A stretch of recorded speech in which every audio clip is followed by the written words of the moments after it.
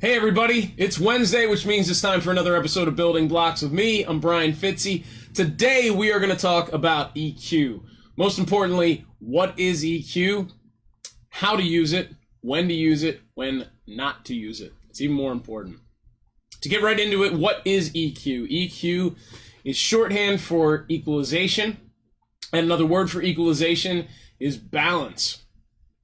The whole goal of equalization is to make a signal source sit better in a mix, or to sit better on its own. Think of it as starting out with a block of clay that you can shape. You can take certain things away, and technically you can add a bit to it. I want to talk about one specific type of equalization, and that is subtractive. So whenever you're working with a signal source, you can either add something to it or take something away from it. And I prefer to take things away because I'm not introducing anything new. When you start to push a certain frequency, you're also going to push up the noise that's alongside it. So there's collateral damage that happens. Let me switch windows here and show you what I'm talking about. I'm going to load an EQ up on this guitar channel.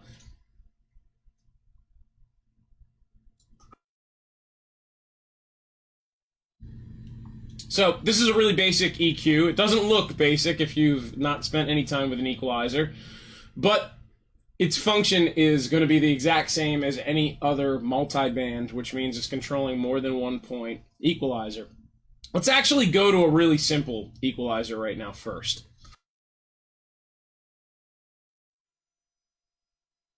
Now this is as simple as it gets. This is a single band equalizer, all right? So what I'm going to do is I'm going to play this track. This is the track that we had together for the, let's see here. Oh, still have some watermarks on from previous streams. This is a stream that we did, a track that we put together for one of the Building Block streams a couple weeks ago, and actually building off of something that we did in July. I'm sorry, in early June, as well as July. So in this track, we have a drum sample, we have a guitar part, and we have a bass part, and they've been chopped up a ton. And we end up getting, this is the track that we had that resulted.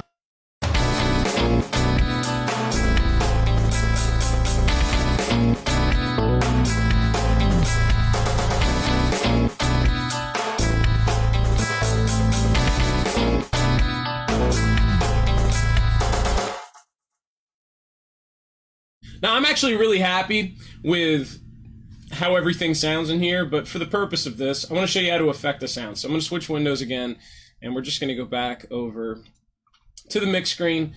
So here's our one-band EQ. Now, I'm going to solo out the guitar track, which has this sitting on it. And I have this EQ sitting after the rest of the signal chain because I haven't printed these sounds, these effects or anything. So I'm going to treat this as if those sounds are like hard-coded. That's the way that it was recorded in. So we have a couple different controls here to select what type of EQ this is. This is a single band EQ. We've got a couple basic components. We have the input side, which is how hard the signal comes into the compressor. So if we had a really especially quiet signal and we wanted to bring it up, we could do that right off the bat before the EQ, right there with the input control. Then we've got the filter section. So we have Q, which I will show you in just a moment, but that's basically how focused the EQ control is. We have frequency, which is where in the spectrum of frequencies that EQ is actually going to control. Where's it going to sit? The frequency spectrum goes from 0 hertz up. Typically, you're not going to have control over, on most EQs, you're not going to have a control over EQ below 20 hertz. The human hearing range does not get that low. You only feel those sounds. So when you have a subwoofer moving air, that's when you feel those frequencies. You do not have the ability to hear those. Also goes up to at least 15K, 20K. When I say K, I mean 1,000. So the human hearing range usually tops out max pretty much like 20K. Some people have the ability to hear higher than that. Some people can't hear that high. And typically as you lose hearing, you're going to lose the high frequency recognition, all that little, the very, very thin, airy frequencies up there. The lower the frequency, the lower the tone. But all sound has some representation across that spectrum.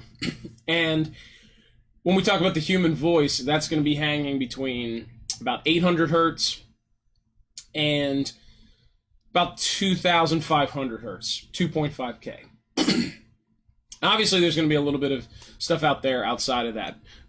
When you have very whispery stuff like that, whispery voice is going to be higher frequencies. If somebody is right up in your ear and they're talking and they sound very, very close to you, you're perceiving a lot more of the low frequency information. Unless they're whispering in your ear, in which case you're going to hear lots more high frequency. I hope that makes sense for you. So our brains are also built to focus on those frequency, that specific frequency range, because that's where the human voice sits. And that's where a tremendous amount of the instruments that we use to play music also sit. So there's constantly a battle for space in a mix. So the way this works is we can basically select a frequency, and I can just drag this, and you can see the frequency, that little dot on the line, moving as I change the frequency. So why don't I just put this back up to 1,000. All right, so I'm just going to play the signal with no EQ affecting it.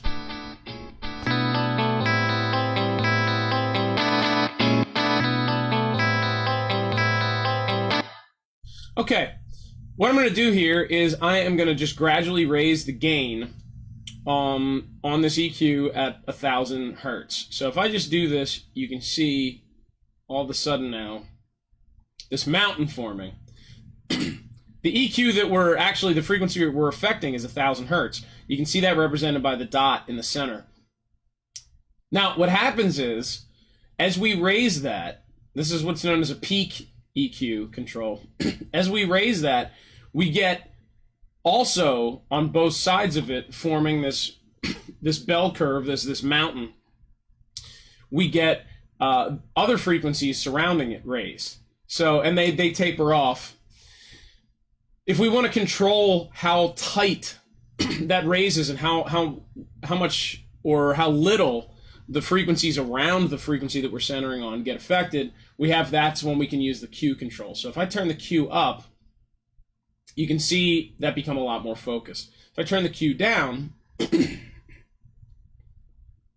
that's most of the frequency spectrum is now being affected with that. So let's go with something like a Q of 4. So I'm going to bring this back down, and I'm just going to manipulate the sound while we listen. I'm going to boost, and then I'm going to cut, which means I'm going to pull that down like that. All right, so here's the track.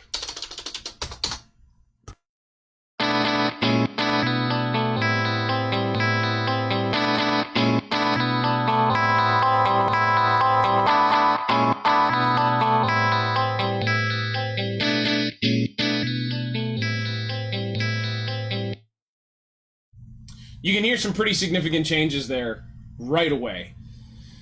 We have other kinds of EQs that we can control. Types of EQs that we can use. We have the ability to do what is called a high-pass filter. What a high-pass filter is, you can see this blue region here. That's sound that is not passing through. That's below a certain frequency. Contrastly, we have a thing called a low-pass filter. Low-pass filter is going to only let low frequencies below the frequency that we set, which is in this case 1,000 hertz. It's only going to let the low frequencies through. The high frequencies are not going to get through. And the Q actually comes over here. It has a different role. It's how aggressive that slope off is. As I turn that up, you can see the slope change. As I turn it back, it becomes a lot more gradual. So we go from basically a steep hill to a cliff face. So when I'm working with this, I'll show you here. I'll turn the frequency up as high as it goes. You're going to still see some taper happening around 10K. And I'll play this sound back for you. And as it goes, I'm going to bring the frequency control back. So we're going to only let low frequencies out. I'm also going to change how aggressive that slope is so you can really hear the difference. So here's playback.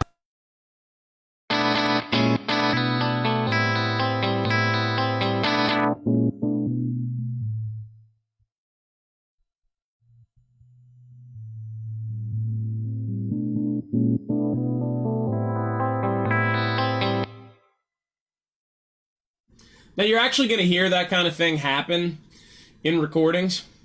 And I can actually give you a demonstration of what that's going to sound like. I'm going to get rid of this EQ right now. I'm going to throw an EQ on just the master fader, which is the left-right master output. And I'm going to do a frequency sweep like that. So we're going to set it to low pass. I'm going to crank that up. And I'm going to just roll this back to start. And I'll play the track and I'll roll it forward as it goes. This is a pretty common production technique.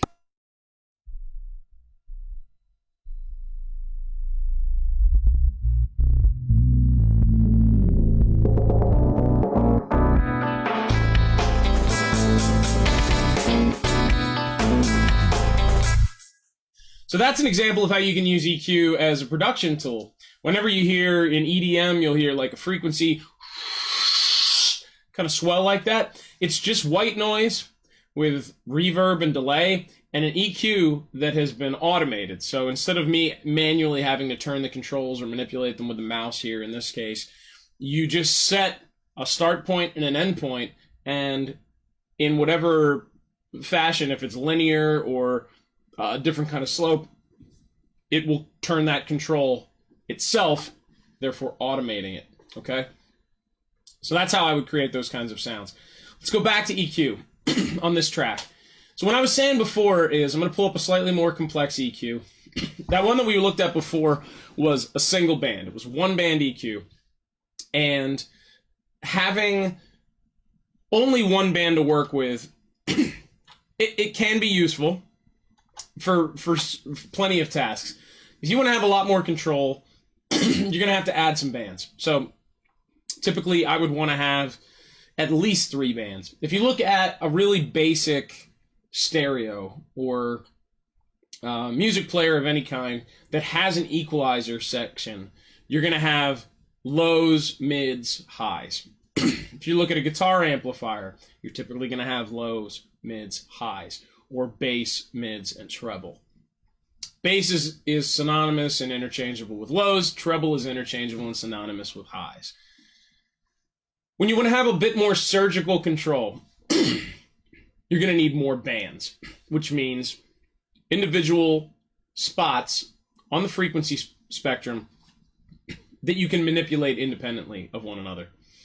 This EQ has 5 of those. You can see them red, orange, yellow, green, and blue. And then, starting at the very top, you have an input section, an output section where you can independently change the decibel level.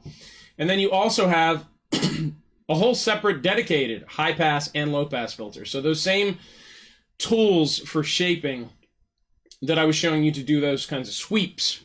And that is what it's called when you take a frequency and you change the frequency that the EQ is focusing on. That's called sweeping. That's an entirely separate lesson on how to do what's called frequency sweeping to figure out what the problem frequencies in a sound are. If you'd like to learn more about that, Google, and there's tons of videos that are going to dig specifically into that you'll be able to find. Obviously, we're going to stay relatively superficial this morning or this afternoon, and just stick to the basics here. So when I was talking about different kinds of EQ, I don't want to do what's called additive EQ very often. I don't want to push frequencies up. So I don't want to say I've got this centered here on 6K. I don't want to turn up the highs, because as I turn up the highs, I'm actually going to be turning up whatever noise is there too, whatever background noise, hiss, hum, any of that. So I typically like to cut through subtractive EQ and then just boost the overall signal after that, if I need to boost it at all. There are pluses and minuses to doing both. Usually if somebody wants to add what's called more air to a sound, they will push more of the high frequencies like 6K, maybe 10K, with a shelf. And so we've also got this I wanted to show you here. We have, this is what's called a shelf, which means everything above that frequency that I push, once it reaches the centered frequency, in this case it's 6,000 hertz, everything above that will just be at the same level. All right, so that's the reason we've got that shelf up there. It's like climbing up the hill and then you get to another plateau. If we go to peak, that's going to push this into just that, having that mountain kind of thing, where it pushes up, it gets to the centered frequency, and then it comes back down. I like to, on the high frequency and the low frequency, go with a shelf. It's a lot more control. When I'm just trying to just push a whole range above a certain thing, it just works out a lot better if I am going to push frequencies. Let's look at just subtractive EQ though. Say we track this guitar and there's some bleed from the say we were also recording a whole band at the time, or it was recorded in a room and there's some bleed from the next room over where you're hearing low frequencies creeping in, just maybe some kind of low rumble or something. What I'd like to do is use the high pass and just slope some of that out. So let me show you. I'll just play that, and I'm going to gradually remove some of the low frequency information.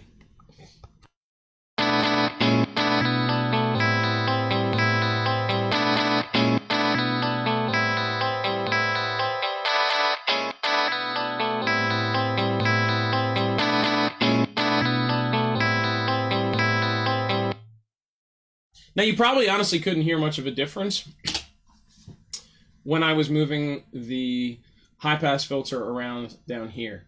And that's because there just isn't any information there in this track. So there's nothing to cut, which is great. Usually, if it's an appreciable difference, I'll try to find a sweet spot where I don't feel like I'm doing any damage to the sound. Like if there's low frequency information that I want in the sound, and there's low rumble somewhere just below it, I want to try to find a spot where I'm not taking too much away. So when I said subtractive EQ, I didn't mean in a destructive way. I mean in a musical way. You should never, with any of these effects, any of these plugins, ever just turn knobs because you think you should be turning knobs and changing settings. You should always do everything with intent. So knowing how the tools work is incredibly important.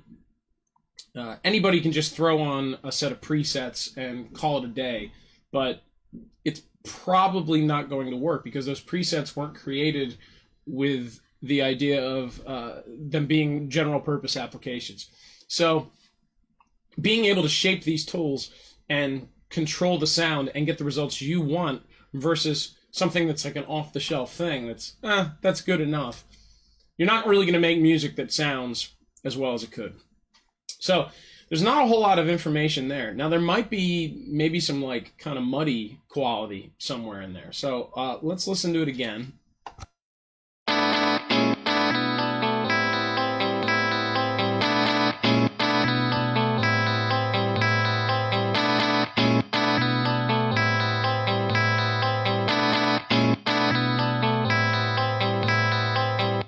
All right, so maybe we have a little bit of low mid. I'm going to push this here, and I'm actually going to intentionally make this sound a bit muddy with a one-band EQ. This is a completely different EQ here, but I'm just going to generally make this sound muddier. All right, now let's hear playback.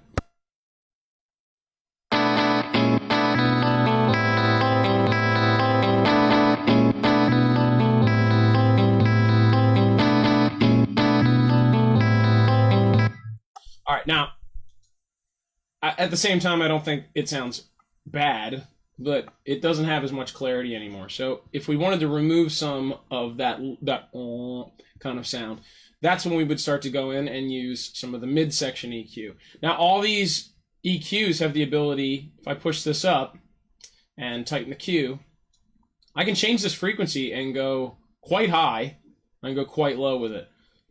And I love this EQ because it gives you this line that shows the entire graphical contour. So if I was to pull this below our high pass filter, you're going to see how it's going to cause a little bit of this boost here. It's still below the 0 line, so it hasn't been adding anything, but it is going to attempt to make up some of that gain loss. If we switch over here, all right, now we're back out. So let's drop this down, and I'm just going to sweep to hear where it's the most obnoxious sounding for my ears with my speakers in my room, which might not be the exact same experience you have with your earbuds or anything else. So let's check this out.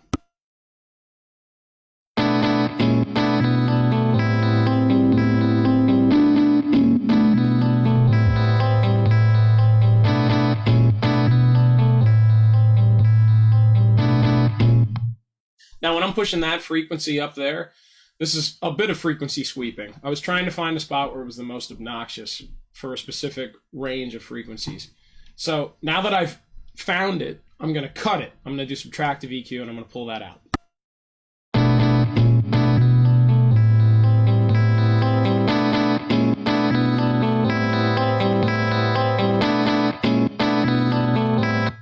Now it's a lot more manageable.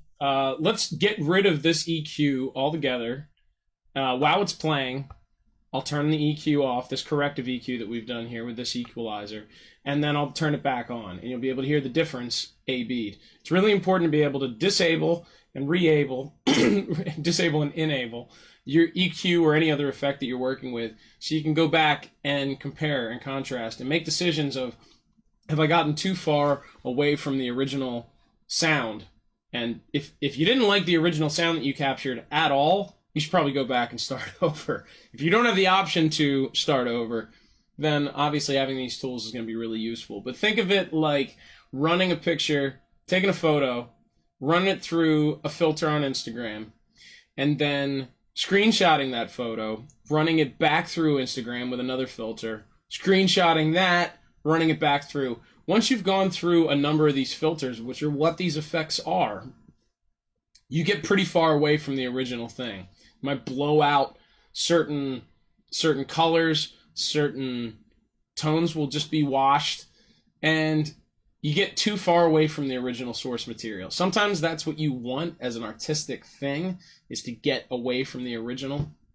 But I think it's important to be able to compare and contrast. So let me play this. I'm going to disable the EQ that we've done here, and then I'll re-enable it. So playback.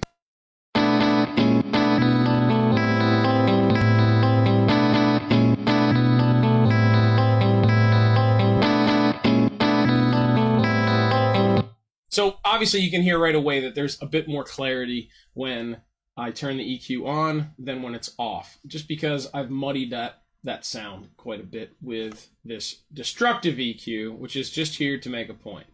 Now, if I get rid of this EQ while we're listening to playback, you're going to hear an even more exaggerated effect. So here's playback with it on, and then I'll turn it off partway through.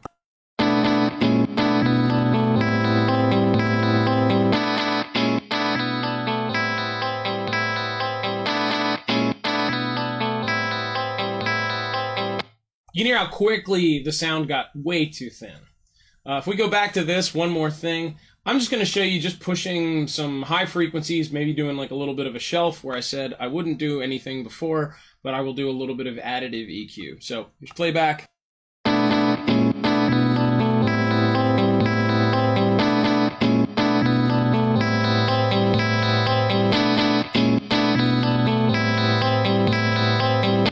Now that sounds super bright. Is it going to make any sense in this mix?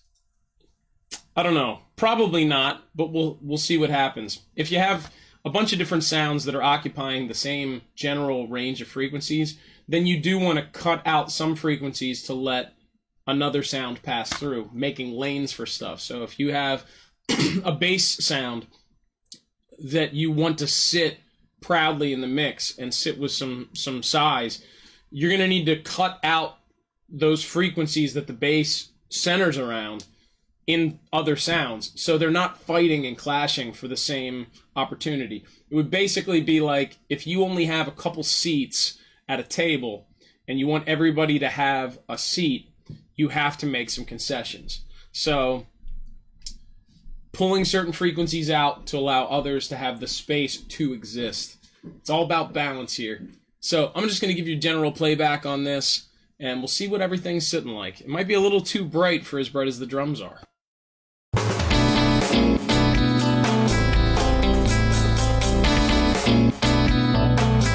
I'm going to disable the EQs.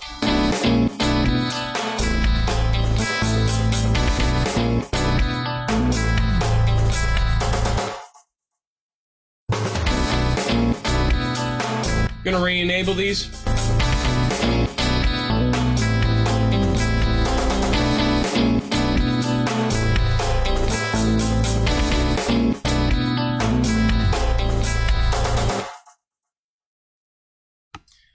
One last thing. The most important EQ that you have is the fader. You can bring things up in the mix, which changes and develops the sound, how it's perceived. If something's really quiet in the mix, you're not going to hear it the same way as if that fader is rode up higher. It's just going to be perceived differently, and that's for a number of different factors. That is an entire lesson in itself, a whole separate subject that you could dive in on. So when you're manipulating these EQ controls, don't just change those. Also adjust the balance with the fader. If you have a control surface or the ability to actually move multiple things at a time, I would do that, because you're missing out on the relationship that those have with one another. It's really important to think about how everything's connected when you're working with anything. Balance is everything, and when we're working with a technology and a tool that is all about balance, we should be cognizant of that. We should be aware of that. Anyways, guys, this has been another episode of Building Blocks. My name's Brian Fitzy. I hope I see you next Wednesday. We got a few more episodes of Building Blocks this summer before I will bid you adieu. If you guys want to keep up with me and see what I'm doing, hit brianfitzy.com. Follow me on Instagram and Twitter and whatnot. And I will see you back here next Wednesday for another episode of Building Blocks here on Rock to the Future. Be good.